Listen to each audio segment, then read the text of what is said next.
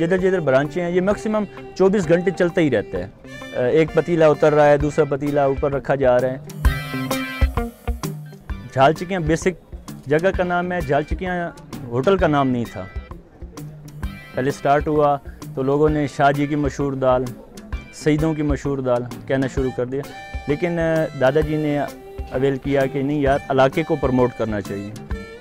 झाल चिकियाँ की मशहूर दाल के नाम से हमने इसका नाम रखा।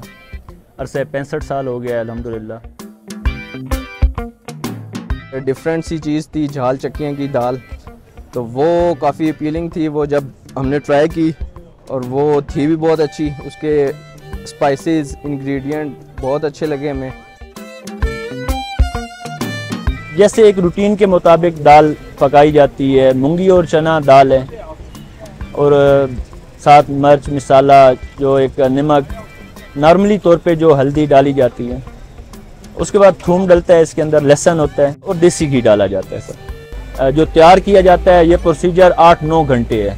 तो उस हवाले से जब कारीगर स्टार्ट करता है तो उसने पहले इसे अच्छी तरह धोना होता है। धोने के बाद फिर इसे चूल्हे के ऊपर रखा जाता है, फिर इसमें नमक, हल्दी, मिर्च डाली जाती है, फिर लहसुन डाला जाता है, और जब ये मुकम्मल कंप्लीट तैयार होने में आती है तो फिर देसी घी का तड़का लगाया जाता है।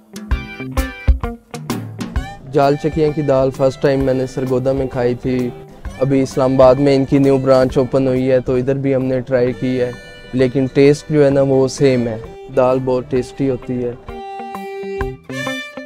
ये देसी घी हो गया, और स्पेशली जो अचार है दाल के साथ हमारा, ये मेन हेड ऑफिस से हमारा आता है। वहीं से तमाम ब्रांचेस पे हम डिलीवर करते हैं।